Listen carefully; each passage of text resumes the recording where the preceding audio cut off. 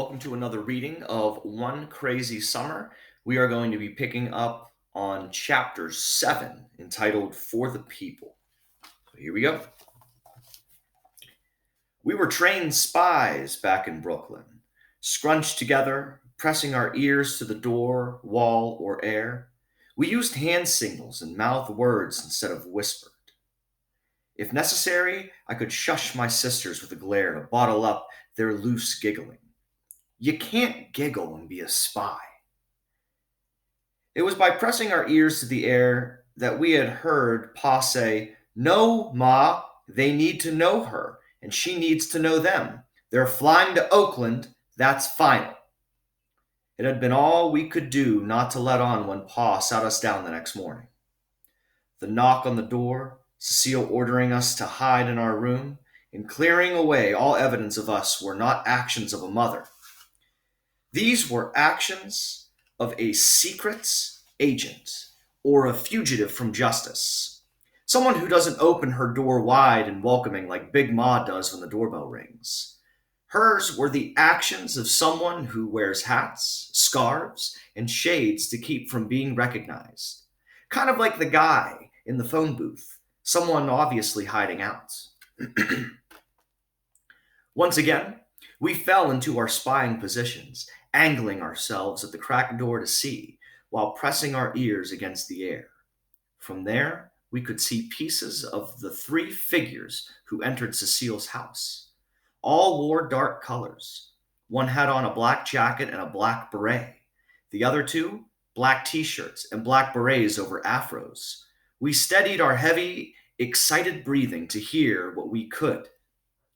It wasn't long after greeting one another that their talking turned to arguing.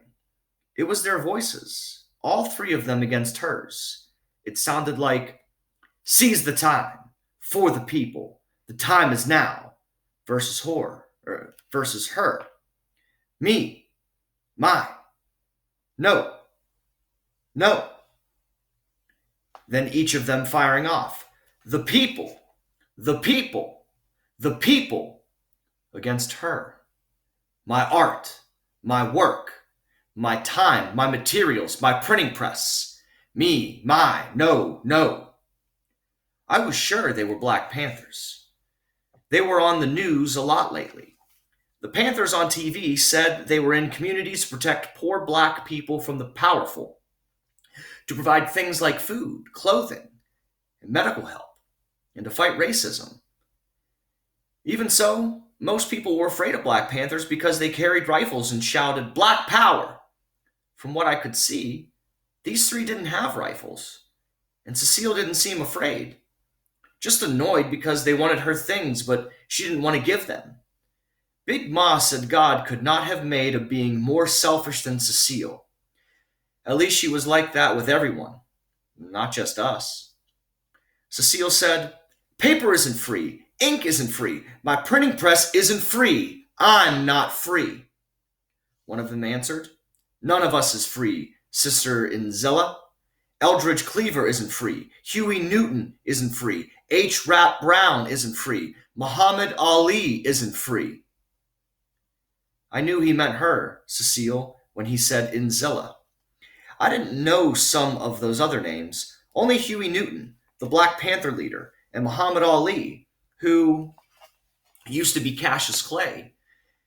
I guess the others were Black Panthers or Black people who were in prison. I knew Ali had refused to go to Vietnam and fight like Uncle Darnell was doing. I still didn't get what any of that had to do with Cecile. Another one said, "That's why everyone must contribute to the cause."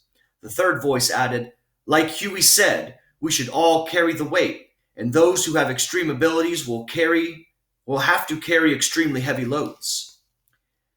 There were words thrown back and forth, long, unfamiliar words ending in shun, ism, and attic, with more talk about the people thrown in for good measure, like Big Ma throwing in a pinch of salt into the cake batter.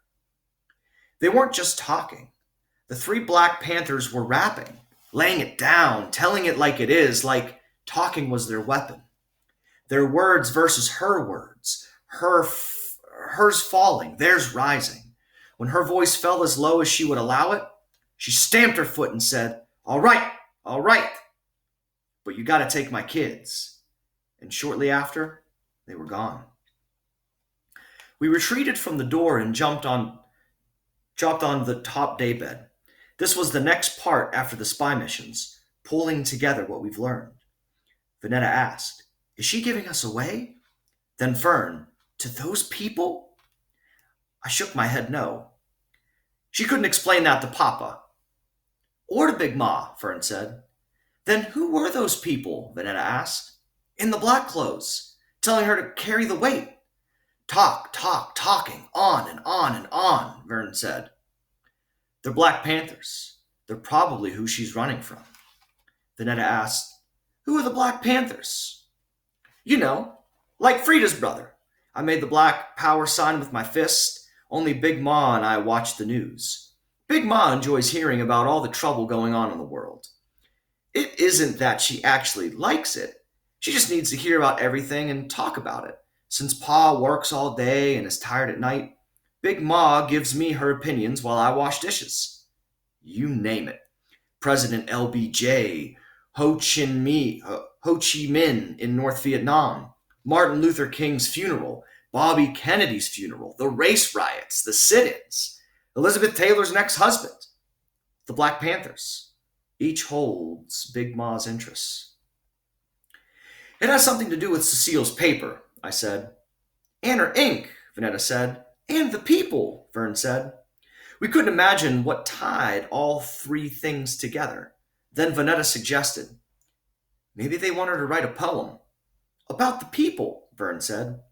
Using her special inks and papers, Vanetta said. Pa had told us Cecile wrote poems, but I'd already known that. Flashes of Cecile chanting words, tapping a rhythm with her pencil, then writing. And Uncle Darnell had said I was always there, quiet, in the kitchen while she chanted, tapped, and wrote. I'd get those flashing pictures, but in pieces. Vanetta asked, can they make you write poems? Then Vanetta fixed her voice deep like a man's. You better write a poem about the people, or else. Fern and I laughed at her. She loved entertaining us. They don't send the Black Panthers to your house to make you write a poem, I said. Vanetta's eyes lit up fox bright. She had an idea. Cecile prints up her own money. How else do you think she got this house? Cecile is printing her own money in the kitchen. That's why we can't go in there, and that's why she didn't cook fried chicken. Or Nana's pudding. I shook my head.